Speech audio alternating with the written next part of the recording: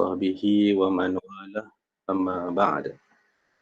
Kita mulakan kuliah hadis pada tengah hari ini dengan baca Ummul Kitab Al-Fatihah. Bismillahirrahmanirrahim. Alhamdulillahirabbil Ar-Rahmanir-Rahim. Maliki yaumiddin. Iyyaka na'budu wa iyyaka nasta'in. Ihdinas siratal mustaqim. Shiratal ladzina an'amta 'alaihim ghairil maghdubi 'alaihim waladdallin. Amin.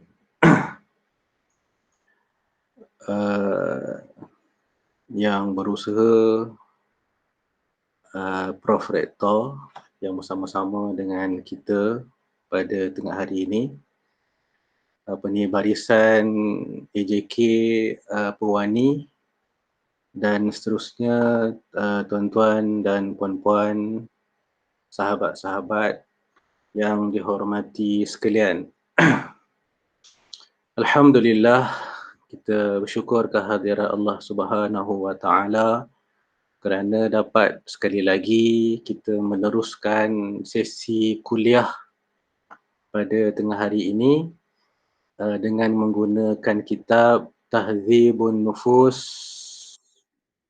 fi Tartibid Durus yang dikarang oleh Syekh Yusuf Ismail An-Nabhani. Okey, sebelum kita teruskan, mungkin saya nak mungkin dapatkan respon suara saya clear tak dengan slide yang saya paparkan?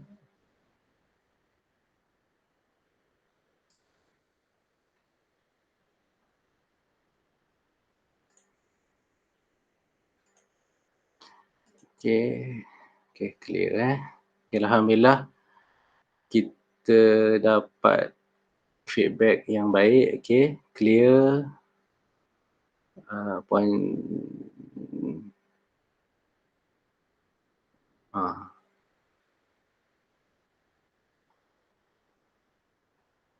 Oh, hari ni Prof tak ada ke login rektor ni.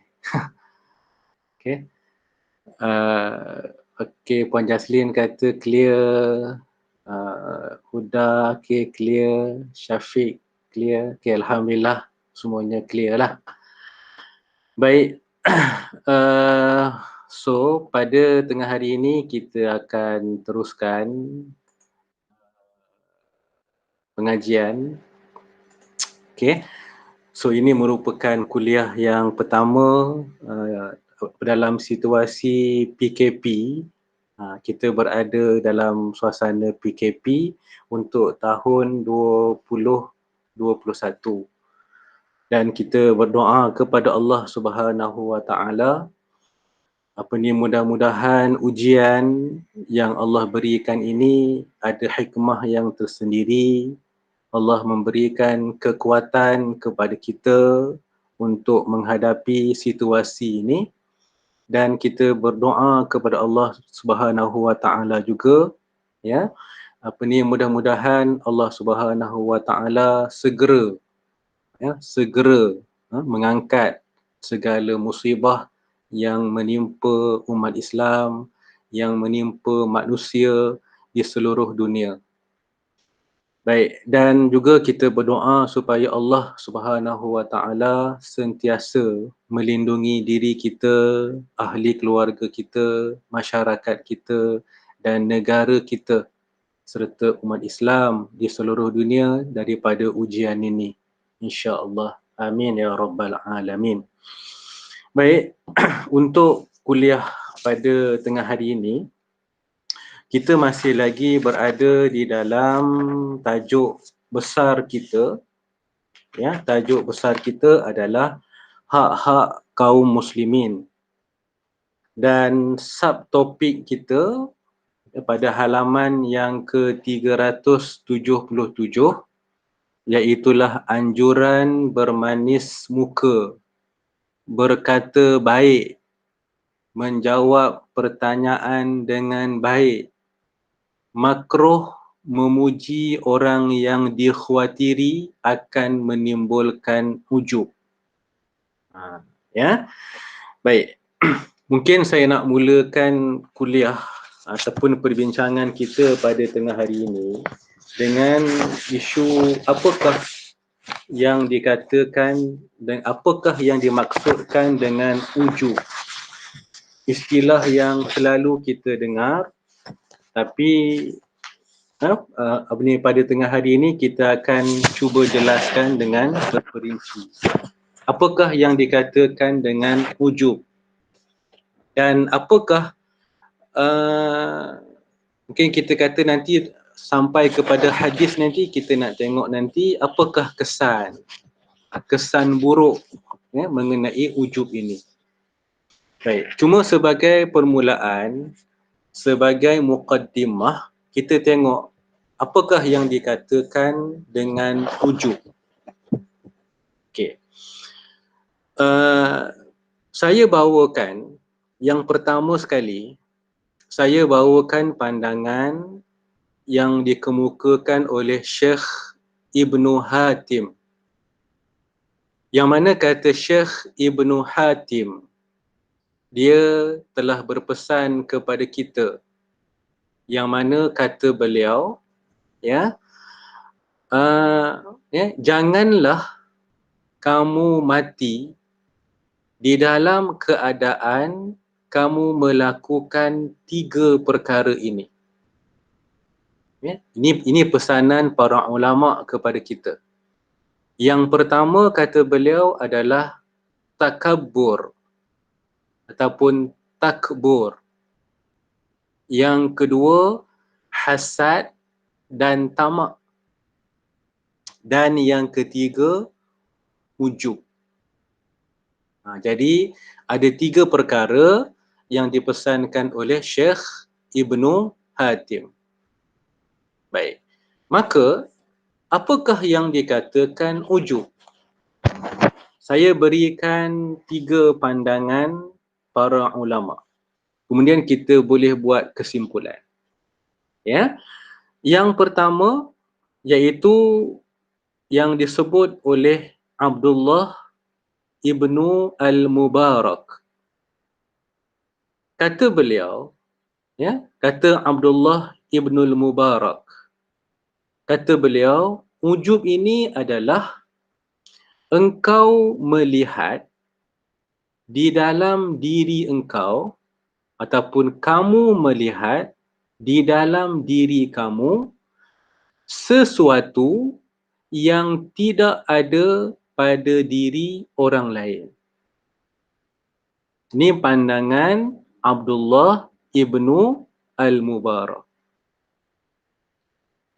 Kita melihat di dalam diri kita ni yang mana apa yang kita ada ni tak ada pada orang lain. Satu.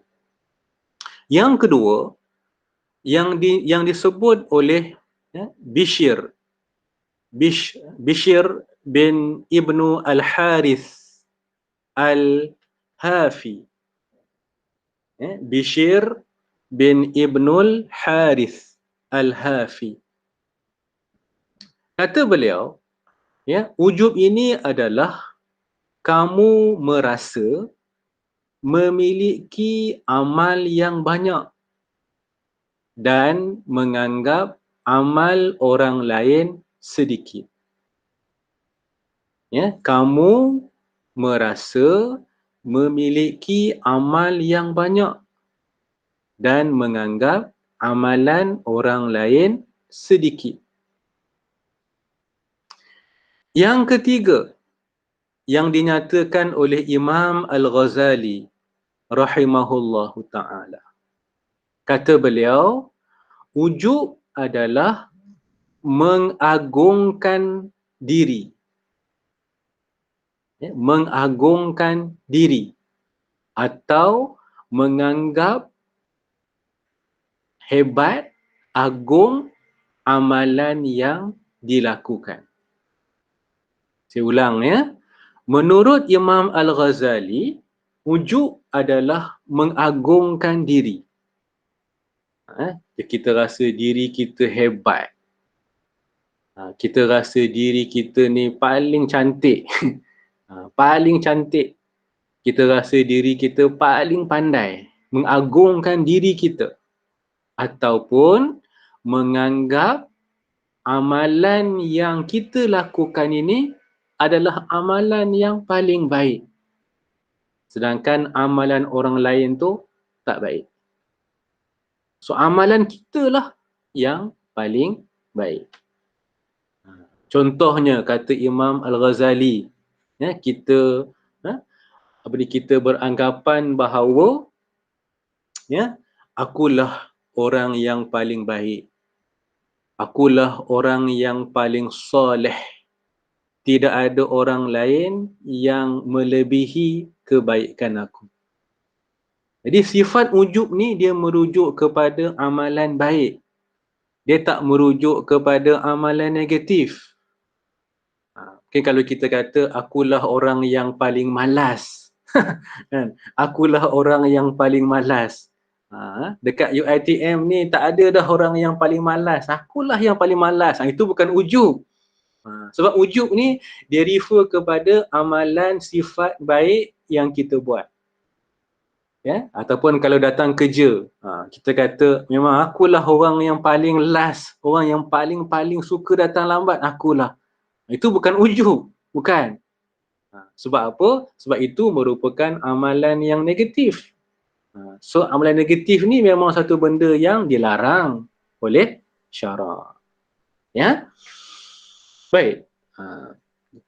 Jadi daripada 3 kesimpulan ataupun 3 definisi, 3 pengertian tadi, kita boleh sebut, kita boleh buat satu kesimpulan yang mudah, iaitu ujub adalah perasaan baik.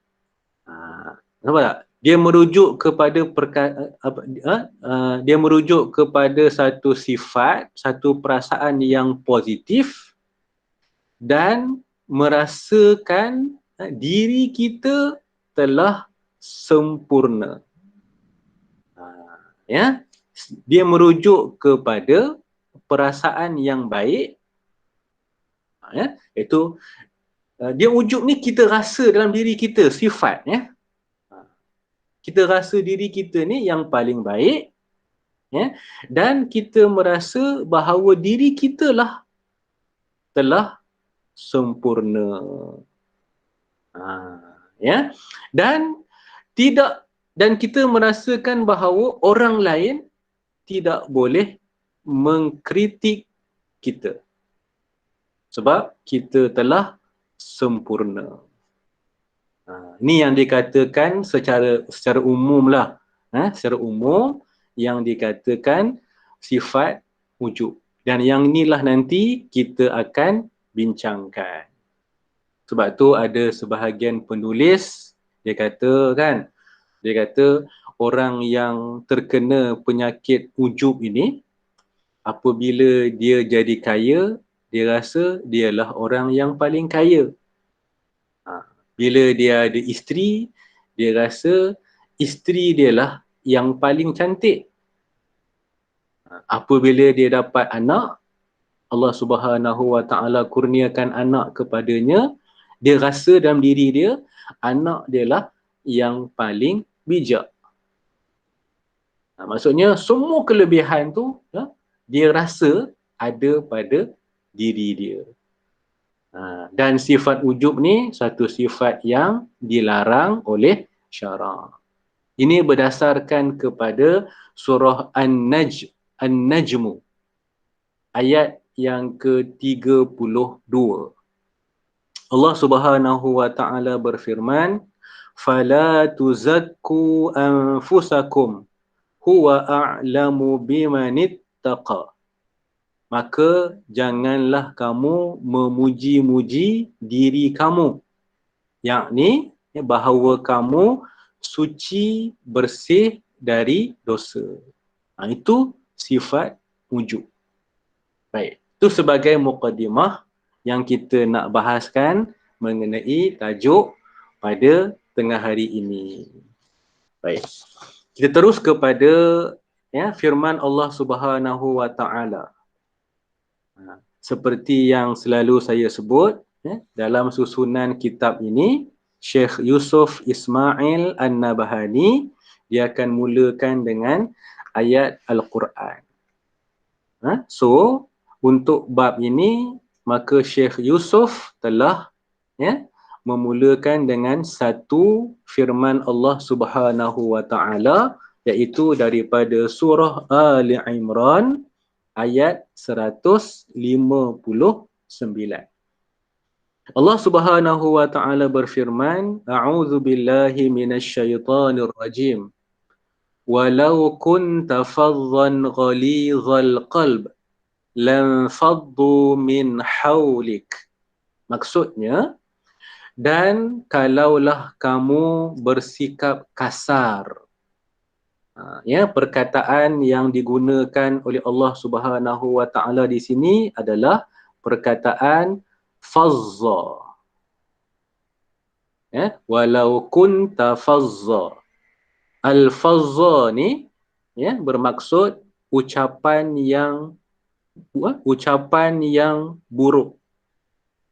Ghalizal qalb. Dua. Lagi keras hati. Ni Allah Subhanahu wa taala turunkan ayat ni kepada Rasulullah sallallahu alaihi wasallam, yang mana Allah bagi tahu Nabi, sekiranya kamu fazza, ucap ucapan yang buruk, kemudian ghalizal qalb, dan kamu ni keras hati, lam faddu min haulik, tentulah mereka akan menjauhkan diri dari kelilingmu. Maksud mereka ni adalah para sahabat.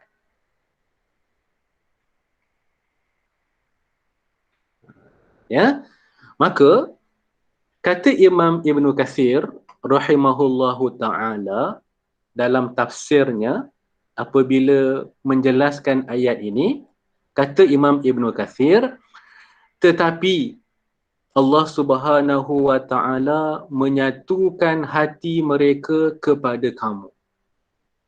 Allah Subhanahu wa taala menyatukan hati para sahabat untuk para sahabat bersama-sama dengan Rasulullah. Maka Allah Subhanahu wa taala menjadikan kamu, yakni menjadikan Rasulullah bersikap lembut kepada mereka untuk menarik hati-hati mereka. Inilah tajuk yang kita nak bincang pada hari ini. Di antara cara yang digunakan oleh Rasulullah untuk Rasulullah ini menarik hati para sahabat ialah bersikap lembut. Di antaranya iaitu sentiasa bermanis muka, berkata dengan ucapan yang baik, yang mana dia berkaitan dengan tajuk kita pada hari ini. Baik. Kemudian Imam Ibn Kathir rahimahullahu ta'ala menyebutkan lagi, dia kata, sebagaimana yang dikhabarkan, sebagaimana yang dikatakan oleh Abdullah bin Amr, yang mana kata Abdullah bin Amr, dia kata, iaitu Rasulullah sallallahu alaihi wasallam tidak bertutur dengan perkataan yang kasar dan tidak berhati keras.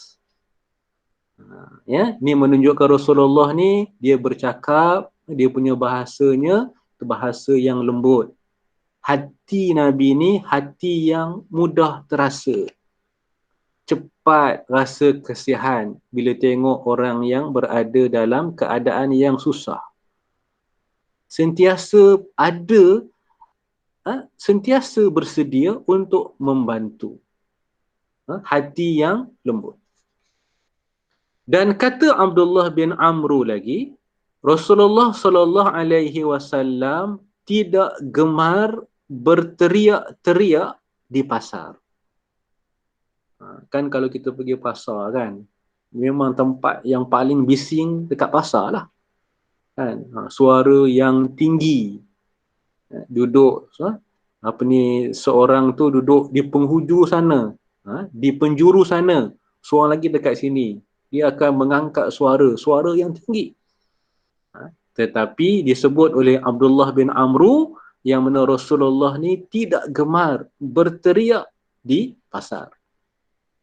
Dan disambung lagi oleh Abdullah bin Amru, iaitu Rasulullah sallallahu alaihi wasallam tidak membalas kejahatan dengan kejahatan. Sebaliknya, baginda selalu memaafkan.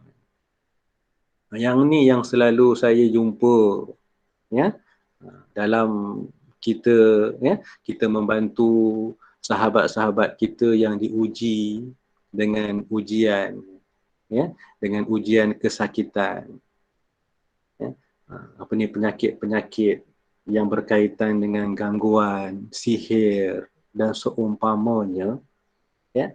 Ini ramai berlaku di kalangan kita. Dia kata, kan, dia kata boleh tak kita pulangkan balik kepada orang yang buat tu. Ataupun dia tanya saya, boleh tak kita doakan kepada Allah supaya orang yang buat itu pun dia juga diazab oleh Allah Subhanahu Wa Taala. Ya, ada yang tanya, saya nak tahu je siapa yang buat dekat saya ni, nak tahu je. Ya, tapi dalam konsep bila kita diuji dengan macam tu, Allah Subhanahu Wa Taala uji kita dengan sihir. Mungkin kalau di alam Melayu ni, di tanah Melayu ni, santau dan seumpamanya, kan, yang diajarkan oleh Rasulullah sallallahu alaihi wasallam adalah kita tidak membalas kejahatan dengan kejahatan. Jadi kalau kita kena macam tu, kita pun nak buat dekat dia balik, maka kita samalah dengan dia. Sebaliknya, yang diajar oleh agama adalah berdoa. Yang pertama bersabar, yang kedua berikhtiar. Mudah-mudahan Allah Subhanahu Wa Taala memberikan kesembuhan. Dan yang ketiga adalah berdoa kepada Allah Subhanahu Wa Taala supaya Allah memberikan hidayah kepada sesiapa sahaja yang terlibat di dalam amalan tu. Allah bagi hidayah, dia kembali beristighfar, bertaubat kepada Allah Subhanahu Wa Taala. Dan yang ketiga, maafkan mereka. Tapi memang payah nak buat benda ni. Tapi itulah yang ditunjukkan oleh Islam. Baik. Ya? Selesai ayat yang pertama. Kita teruskan dengan hadis.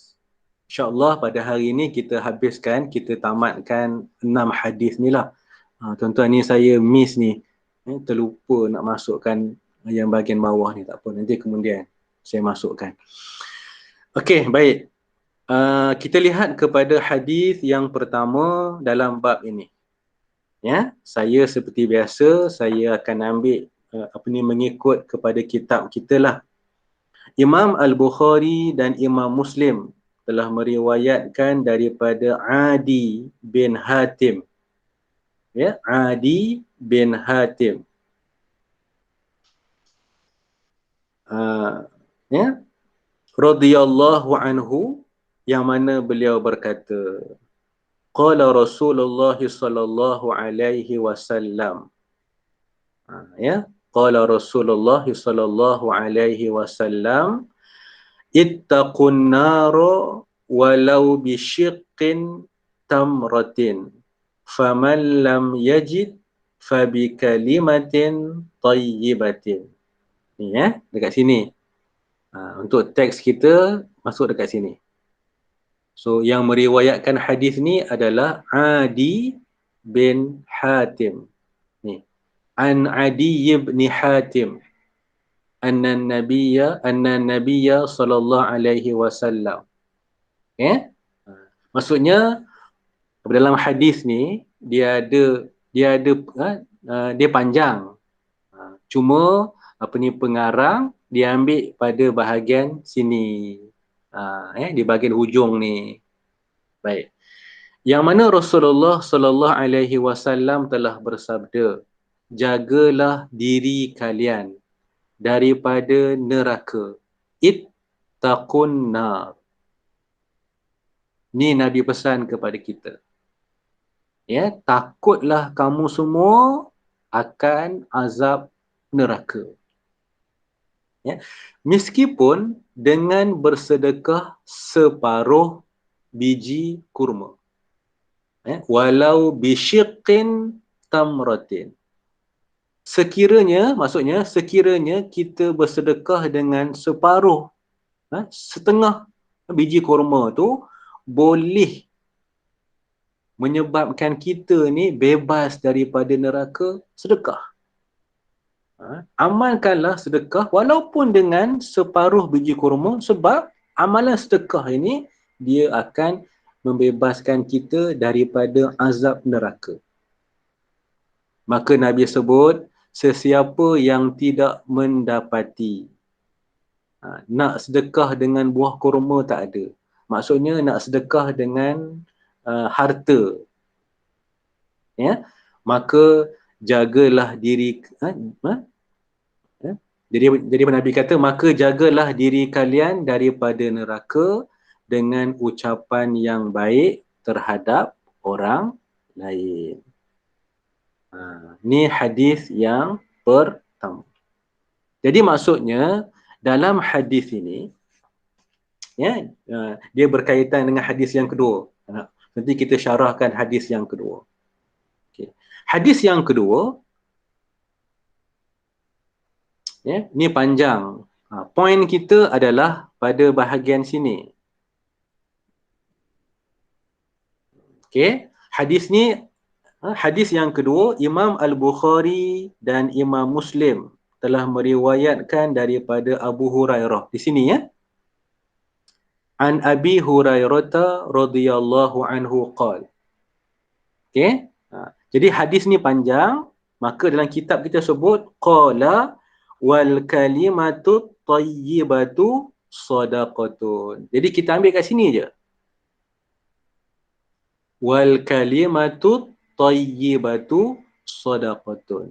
Iaitu Nabi SAW telah bersabda, ya, ucapan al-kalimah ni, ucapan yang baik adalah sedekah. Jadi kalau kita tengok dia punya synchronize dengan hadis yang pertama ni, ucapan yang baik dia akan menyebabkan seseorang itu jauh daripada azab neraka. Maka Nabi sebut dekat sini, ucapan yang baik itu adalah sedekah. Baik. Jadi dia punya persoalan dekat sini adalah ucapan yang baik itu macam mana? Apakah yang dimaksudkan dengan ucapan yang baik? Al-kalimah at-tayyibah. Baik. Ya, ucapan yang baik ini di antaranya adalah ucapan yang memberikan manfaat kepada diri sendiri dan kepada orang lain.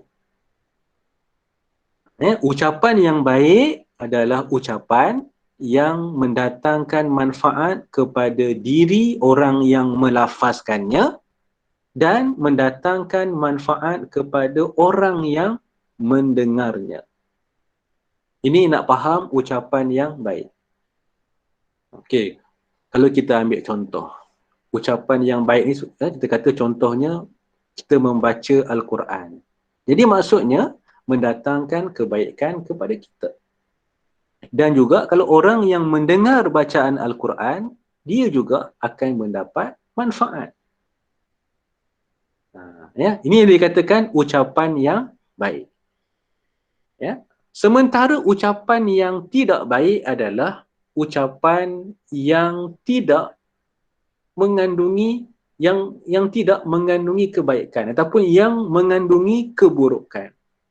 Sebagai contohnya cacian, fitnah, bercakap bohong, ya, penipuan.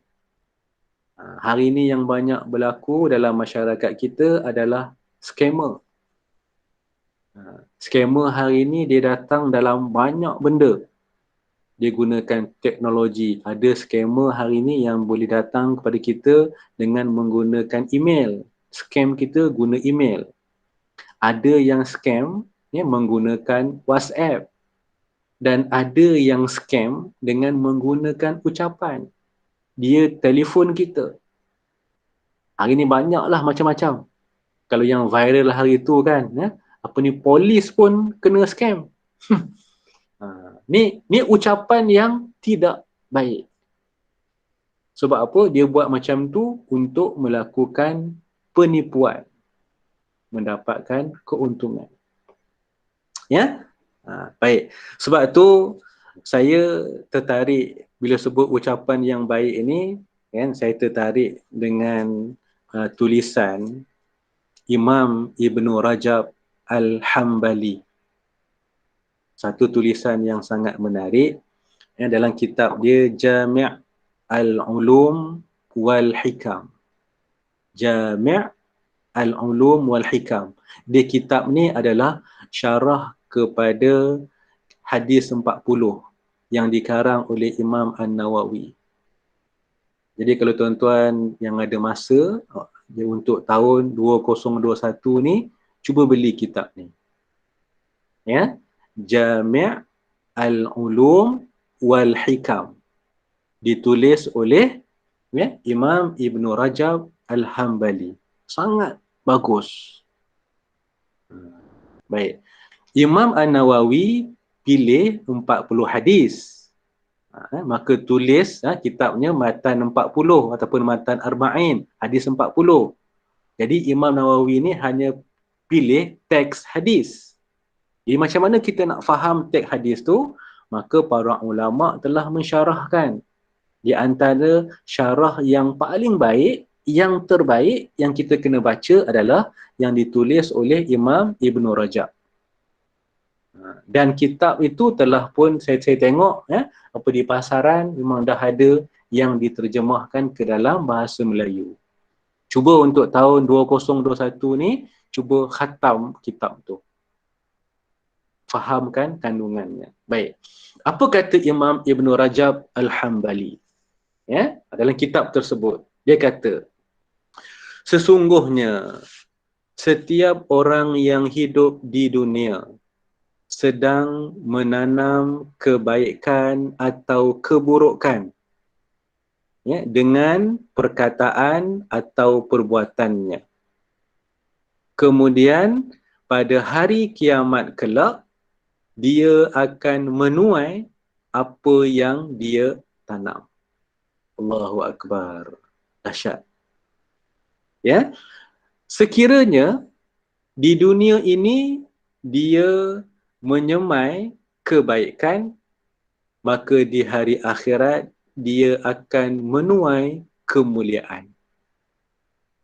Jadi kalau dekat dunia ni kita cakap ucapan yang baik, kita buat amalan yang baik, pada di hari akhirat kita akan menuai kemuliaan. Sekiranya di dunia dia menanam keburukan, sama ada ucapan atau amalan, maka di hari akhirat dia akan menuai penyesalan. Allahu Akbar. Hebat. Ya, satu pandangan, nasihat yang diberikan oleh Imam Ibn Rajab Al-Hambali. Jadi yang inilah yang Nabi pesan kepada kita bahawa kita dianjurkan supaya mengucapkan perkataan yang baik. Banyak Dalam hidup kita ni, ucapan yang baik ni banyak sangat. Banyak sangat. Kan? Duduk saja-saja, paling mudah, Allahu Akbar, Alhamdulillah, Subhanallah. Itu paling mudah. Kan? Ya, banyak. Tapi kadang-kadang ya, yang menjadi isunya adalah kita dipengaruhi. Kita kena faham ya, manusia bila kita lahir ke dunia, maka kita ada dua musuh. Yang pertama musuh yang nampak dan yang kedua yang tak nampak. Yang bahaya ni yang tak nampak, iaitulah nafsu, dan yang kedua syaitan. Dua ni dia akan attack kita untuk buat perkara yang tak elok. Syaitan, Allah sebut dalam Quran banyak ayat, innahu lakum aduwwum mubin. Sesungguhnya syaitan ini adalah musuh yang nyata bagi kamu. Dia dah isytiharkan perang terhadap manusia. Jadi inilah yang akan injek mendekati kita untuk ucap, sebut perkara-perkara yang tak elok. Ajak kita buat amalan-amalan yang tak elok, yang dilarang oleh syarak. Jadi bila kita baca hadis ni, tengok dua hadis ni, maka Nabi bagi panduan kepada kita, dalam hidup kita sebutlah ucapan yang baik. Ucapan yang baik ini adalah sedekah. Ucapan yang baik ini akan membantu kita pada hari akhirat, mengelakkan kita daripada dilontar, dicampak ke dalam neraka. Ini dua hadis yang pertama. Okay, next. Hadis yang ketiga. Ya, hadis yang ketiga dalam kitab kita muka surat 378. Imam Muslim telah meriwayatkan daripada Abu Zar radhiyallahu anhu. Beliau berkata, yakni kata Abu Zar, qala li Rasulullah sallallahu alaihi wasallam, la tahqiranna minal ma'rufi syai'a walau an talqa akhaka biwajhin talq. Ya, dia bermula daripada sini. Ni. An Abi Dzar. Maksudnya Rasulullah sallallahu alaihi wasallam telah bersabda kepada saya. Ni kata Abu Dzar. Dia kata Nabi telah bagi nasihat kepada dia.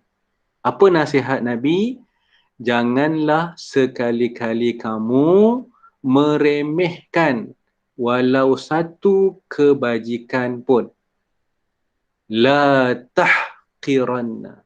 Jangan kita memperkecilkan satu kebajikan yang kita buat.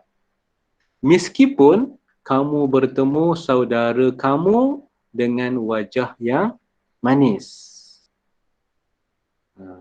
Ni seseorang yang berjumpa dengan sahabatnya kemudian bermanis muka.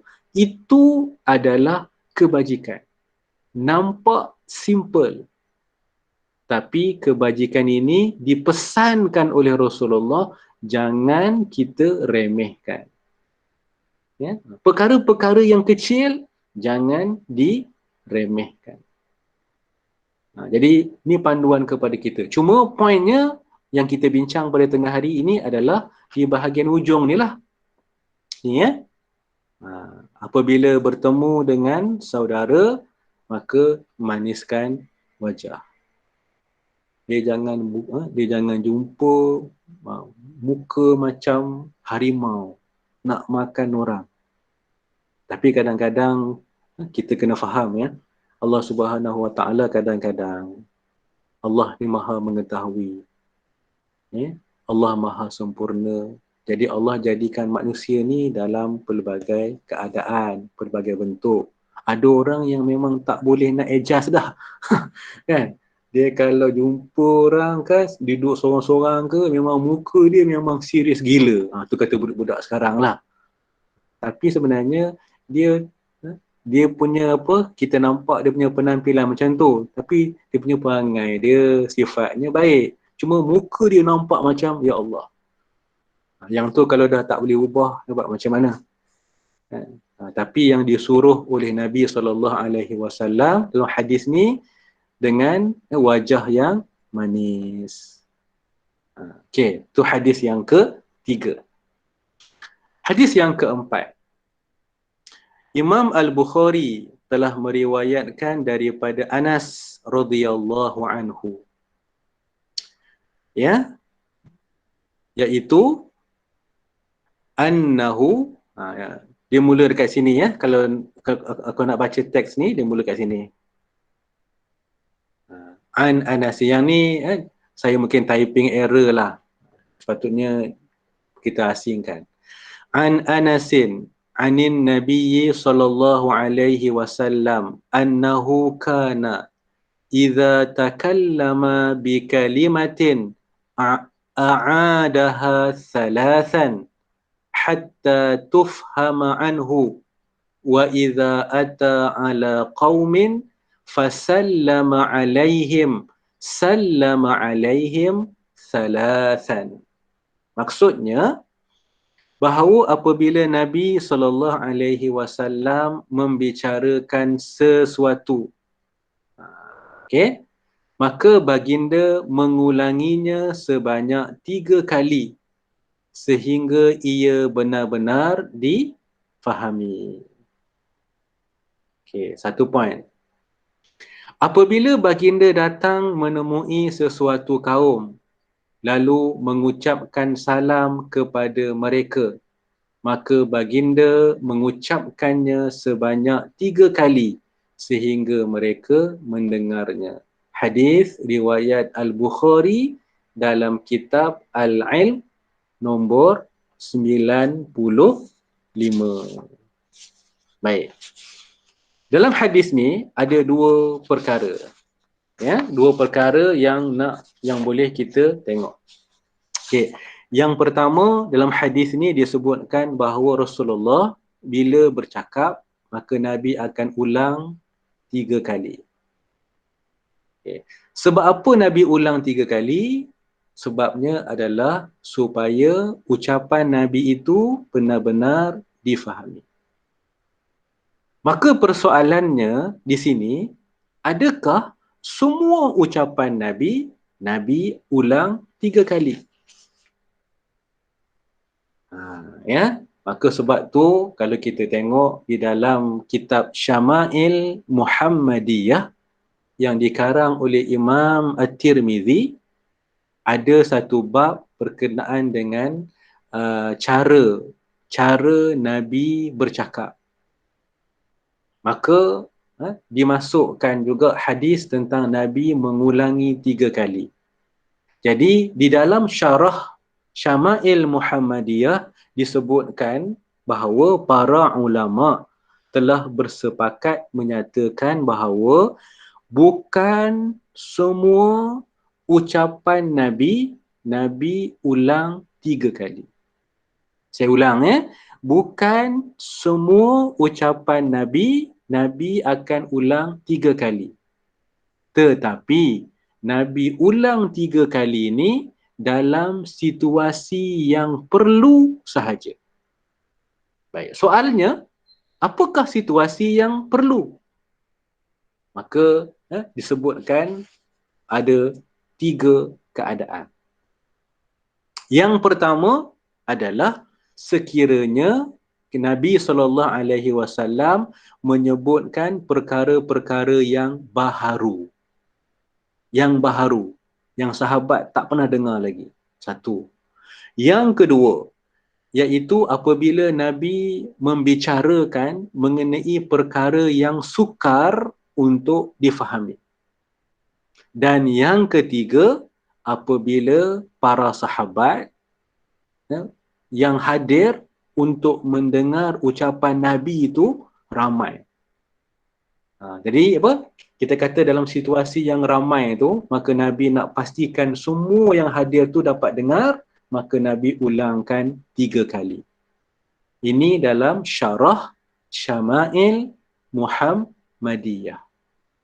Jadi dia punya main pointnya apa? Iaitu supaya ucapan yang dilafazkan itu boleh difahami. Itu objektif pengulangan 3 kali. Ya. Jadi kalau kita baca dalam Fathul Bari, Imam Ibn Hajar ada kemukakan pandangan daripada Ibnu Tin, seorang ulama hadis. Yang mana kata Ibnu Tin, bilangan maksimum untuk kita ulang apabila kita bercakap adalah 3 kali. Itu pandangan Ibnu Tin. Baik. Selesai. Hadis yang keempat. Jadi lepas ni mungkin kalau pensyarah, bila kita mengajar pelajar, kalau ada sampai kepada isu poin-poin yang penting, boleh amalkan kaedah yang ditunjukkan oleh Nabi. Ataupun kalau kita bagi ceramah sebagainya, boleh amalkan kaedah ni. Baik, dan yang kedua adalah isunya ataupun pengajaran hadis ni adalah iaitu Nabi bila pergi ke sesuatu masyarakat, satu kelompok manusia, maka Nabi mengucapkan salam kepada mereka. Jadi orang yang datang ini mengucapkan salam kepada orang yang sedang menunggu itu. Ini yang ditunjukkan oleh Nabi SAW. Dan sekiranya ramai sahabat di situ, maka Nabi ulangkan salam itu 3 kali. Supaya yang ramai itu semua boleh dengar ucapan tersebut. Baik, selesai. Kita pergi kepada hadis yang kelima dan yang keenam. Hadis yang kelima dan hadis yang keenam. Yang ni yang berkenaan dengan ujub tadi. Baik. Hadis yang kelima. Dalam kitab kita, Imam Al-Bukhari dan Imam Muslim telah meriwayatkan daripada Abu Musa radhiyallahu anhu. Beliau berkata, daripada Abi Musa. Mula dekat sini. Mula di sini. An Abi Musa. Jadi an Abi Musa radhiyallahu anhu, okey di sini. Qala sami'a an-nabiyyu sallallahu alaihi wasallam rajulan yuthni ala rajulin wa yutrihi fi madhihi faqala ahlaktum aw qata'tum dhahara ar-rajuli. Maksudnya Nabi SAW telah mendengar ada seseorang lelaki memuji lelaki yang lain. Namun dia berlebihan memujinya. Lalu baginda SAW bersabda kepada orang yang memujinya, sesungguhnya kalian telah membinasakan atau menetak belakang lelaki tersebut. Hadis riwayat Imam Al-Bukhari dan Imam Muslim. Saya nak combine ni dengan hadis yang keenam. Okey. Dalam hadis yang keenam, Imam Al-Bukhari dan Imam Muslim telah meriwayatkan daripada Abu Bakrah. Daripada Abu Bakrah. Inilah. An Abdul Rahman ibni Abi Bakrah. Baik. So apa dia punya hadis dia? Anna rajulan, sini Anna rajulan dzukira 'inda an-nabiy sallallahu alaihi wasallam fa athna 'alaihi rajulun khaira faqala an-nabiy sallallahu alaihi wasallam waihaka qata'ta 'unuqa sahibika yaquluhu miraran in kana ahadukum madihan la mahalata falyaqul, ya, falyaqul ahsibu kadza wa kadza in kana yura annahu kadzalika wa hasibuhu Allahu wa la yuzakki 'ala Allahi ahada. Sampai di sini. Baik, apa maksudnya hadis ni? Okey. Seorang lelaki disebut di hadapan Nabi SAW. Lalu ada seorang lelaki lain yang memujinya. Lalu baginda SAW bersabda kepada si pemuji, celakalah kamu. Kamu telah memenggal leher saudara kamu itu. Ya, maka baginda mengucapkannya berkali-kali. Ini dia berkaitan dengan hadis tadilah. Satu benda yang penting nak bagi faham ni, maka Nabi ucapkan berkali-kali. Jika seseorang daripada kalian hendak memuji orang lain, dia hendaklah mengatakan. Ini cara dia. Saya rasakan dia adalah begini dan begitu. Ya, jika dia memang mengetahui bahawa orang tersebut adalah seperti apa yang dia katakan. Ni kaedah nak melafazkan pujian. Ni, dia kena sebut dekat sini. Ya. Ahsibu kaza wa kaza. Ini ucapan dalam bahasa Arab ni. Ahsibu kaza wa kaza. Ahsibu kaza wa kaza. Maksudnya apa? Saya rasa dia ni macam ni, macam ni, macam ni. Jadi kalau nak puji, kita sebutlah. Okay? Saya rasa dia ni memang pandai. Dia memang expert dalam bidang ni, bidang ni, bidang ni. Ahsibu. Syaratnya apa? Jika dia memang mengetahui bahawa orang tersebut adalah seperti apa yang dia katakan. Memang kita tahu dia memang seorang yang expert dalam bidang tu. Okay? Namun, tetapi Nabi kata, cukuplah Allah sebagai penghitungnya orang yang dipuji. Cukuplah nanti Allah akan menghisap dia, Allah akan bagi pahala dekat dia. Dia tidak boleh menyucikan orang lain, yakni daripada sebarang aib di hadapan Allah Ta'ala. Jadi, ya, tuan-tuan dan puan-puan yang dihormati sekalian, dalam hal ini, ya, kita nak faham, saya nak petik pandangan daripada Imam Al-Ghazali rahimahullah. Imam Al-Ghazali kata, ya, berdasarkan hadis-hadis ini, maka ya, seseorang manusia dilarang berlebihan memuji seseorang. Ini pandangan Imam Al-Ghazali rahimahullah ta'ala. Seseorang dilarang secara berlebihan memuji seseorang.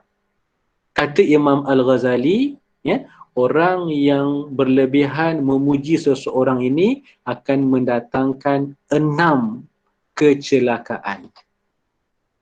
Mendatangkan 6 kecelakaan, 6 kerosakan. Okey. 4, kan ada 6 kan?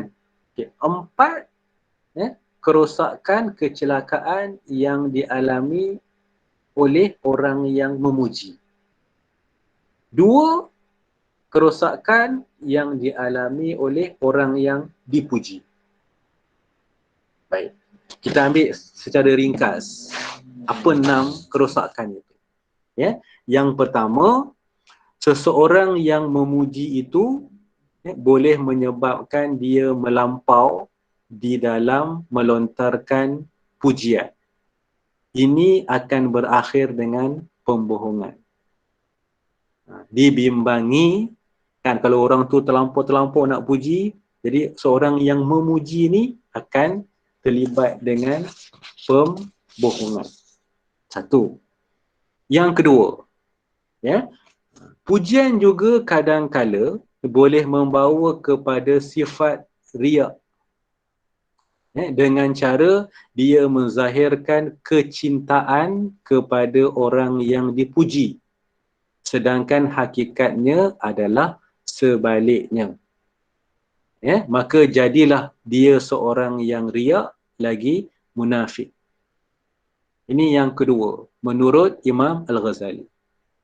Yang ketiga, yang ni keburukan kepada orang yang memuji ini adalah pujian juga boleh berlaku dalam keadaan pemuji tidak mengenal pasti keadaan orang yang dipuji. Kadang-kadang bila kita terlampau puji ni kan, kita tak tahu keadaan sebenar orang yang kita puji itu. Ya, ini keadaan dia. Jadi bila kita tak tahu keadaan yang sebenar orang yang kita puji, ini akan mendatangkan keburukan kepada kita. Dan yang keempat adalah melalui pujian juga boleh menyebabkan orang yang zalim dan fasik berasa gembira tak kala dipuji. Sedangkan hal ini tidak boleh kerana kedua-duanya ini sekiranya dipuji sudah pastilah akan kekal berterusan di dalam kefasikan dan kezaliman mereka. Jadi kalau kita ni kan puji seseorang dan orang yang kita puji tu pula memang orang yang zalim, orang yang fasik. Jadi kita puji dia, maka kita sendiri nanti akan kekal berada dalam kezaliman dan kefasikan. Sebab kita puji orang yang zalim, orang yang fasik. Ini kepada orang yang memuji. Baik, orang yang dipuji pula, apa keburukan dia? Yang pertama, akan lahir perasaan takabur dan ujub. Perasaan ini akan menghancurkan orang tersebut. Dan yang kedua, ya, seorang yang dipuji secara melampau ni, dia akan rasa gembira dan dia akan rasa cukup dan berpuas hati dengan apa yang ada pada diri dia. Dan dia rasa kagum. Jadi ini maksudnya dia tak akan pergi lebih ke depan. Ya? Jadi maksudnya ada 4 keburukan orang yang memuji, 2 keburukan orang yang dipuji. Ya? Namun, saya nak simpulkan ya, namun kata Imam Al-Ghazali, ya, sekiranya seseorang itu dia merasa selamat ya, daripada keburukan-keburukan di atas, maka dibolehkan dia untuk melakukan pujian, bahkan dituntut. Ya? Jadi sekiranya kita ni, memang kita kenal orang tu, kalau kita puji dia pun, dia tak ada masalah. Bahkan bila kita puji dia, dia akan rasa bersemangat lagi untuk melakukan kebaikan dan sebagainya. Maka kata Imam Al-Ghazali, kita dibenarkan untuk memujinya. Bahkan kita dituntut untuk memuji orang tersebut. Ini pandangan pandangan Imam Al-Ghazali dalam kitab Al-Ihya.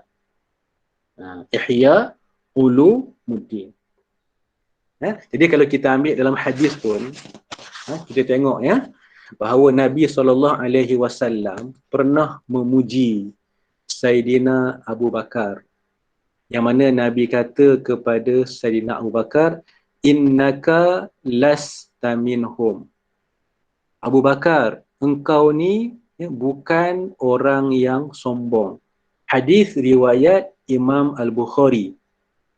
Jadi Nabi puji Sayyidina Abu Bakar. Okay. Dalam hadis yang lain, Nabi puji seorang sahabat yang bernama Abdullah bin Salam. Hadis Bukhari dan hadis Muslim. Yang mana kata hadis ni daripada Amir bin Sa'ad. Dia kata, sami'tu abi yaqul ma sami'tu Rasulullah sallallahu alaihi wasallam yaqul li akhi. Ma sami'tu Rasulullah sallallahu alaihi wasallam yaqul li hayyin yamshi innahu fil jannati illa li'abdillah ibni Salam. Yang mana kata Nabi SAW, ya, aku belum, yang mana kata ayah, ya, kata ayah kepada Amir bin Sa'ad. Dia kata, aku belum pernah mendengar Nabi SAW, ya, berkata kepada seseorang yang berjalan di muka bumi ini bahawa dia adalah calon penghuni syurga kecuali kepada Abdullah bin Salam. Ini maksudnya hadis ni, okay, itu Nabi puji Abdullah bin Salam. Yang mana Nabi kata kepada Abdullah bin Salam, dia adalah calon penghuni syurga. Hadis riwayat Bukhari dan Muslim. Jadi nak sebut bahawa tidak semua situasi kita tak boleh puji, tapi jangan puji terlalu melampau. Mungkin ada yang tanya, kalau nak puji anak macam mana? Nak puji anak kecil, kata Imam An-Nawawi, boleh. Tujuan kita puji anak kita ni nak bagi motivasi kepada anak-anak kita untuk dia terus belajar, untuk dia terus berbuat baik. Itu tak ada masalah. Yang tak boleh ni melampau-lampau memuji, sebab dia akan membawa keburukan. Jadi alhamdulillah kita selesai 6 hadis dalam bab ini. Baik. Ya. Saya rasa sampai situ. Mungkin kalau ada soalan dan sebagainya, boleh.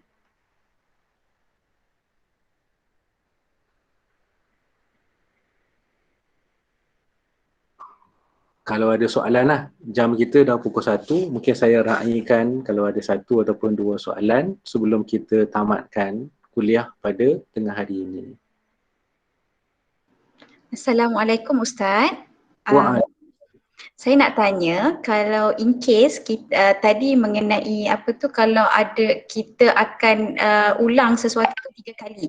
Contoh, kalau kita dah ajar ataupun kita beritahu sesiapa sahaja lebih daripada 3 kali, maksudnya dah ajar 3 kali tapi still tak faham, apa lagi metod yang lain yang membolehkan kita buat supaya benda itu sampai kepada dia dalam waktu kerja ataupun masa kita berkomunikasi dengan orang lain juga? Okey, terima kasih Puan Narita. Ya, betul. Terima kasih Ustaz. Okey, sama. Baik, yang ini kita kembali kepada metod ataupun cara Nabi menyampaikan ilmu. Kalau kita kaji hari ini dah banyak dah. Dah banyak hari ini dalam bidang pendidikan, penyelidik, pensyarah sebagainya yang buat research tentang metod, tentang cara. Ada yang kata ada 9 cara. Okay? Ada yang kata ada 11 pendekatan. Jadi selain daripada kita mengulang, sama ada 3 kali ataupun sebagainya, ada banyak cara yang lain. Okay? Di antaranya, kalau kita baca dalam metod yang Nabi gunakan, iaitu Nabi membuat perumpamaan. Ini metod untuk kita memahamkan seseorang. Buat perumpamaan. Antara lain juga kita lihat bahawa Nabi membuat lakaran. Lakaran. Supaya boleh difahami. Okay, jadi maksudnya ada pelbagai teknik. Jadi teknik-teknik ni kalau kita cari dalam jurnal, artikel ataupun kalau kita baca dalam majalah-majalah sebagainya, saya yakin kita akan jumpa banyak. So yang saya sebutkan tadi itulah antara caranya untuk difahami. Antara metod juga yang digunakan oleh Nabi adalah metod pertanyaan. So Nabi tanya soalan untuk nak tahu sama ada para sahabat ni dengar, dia faham ataupun tidak. So kita juga boleh menggunakan metod tersebut, pertanyaan. Jadi saya harap, saya rasa saya menjawablah soalan yang dikemukakan tadi. Okey, ada lagi? Alhamdulillah hari ini kita ada ramai, 85. Jadi insyaAllah kita akan sambung lagi pada minggu hadapan. Larangan saling membenci, hasad dengki dan menyakiti sesama Muslim. InsyaAllah kita akan bincang hadis-hadis yang berkaitan dengan topik ini. Saya rasa itu sahaja untuk hari ini. Mudah-mudahan perjumpaan kita akan diberkati oleh Allah Subhanahu Wa Taala dan memberikan kebaikan kepada kita semua. Saya mohon maaf kalau ada terkasar bahasa dan sebagainya. Itu kelemahan saya. Aqulu qawli hadza wa astaghfirullahal azim li wa lakum. Wassalamualaikum warahmatullahi wabarakatuh. Kita akhiri dengan tasbih kafarah dan suratul asri. Bismillahirrahmanirrahim. Innal ladzina amanu wa 'amilus solihati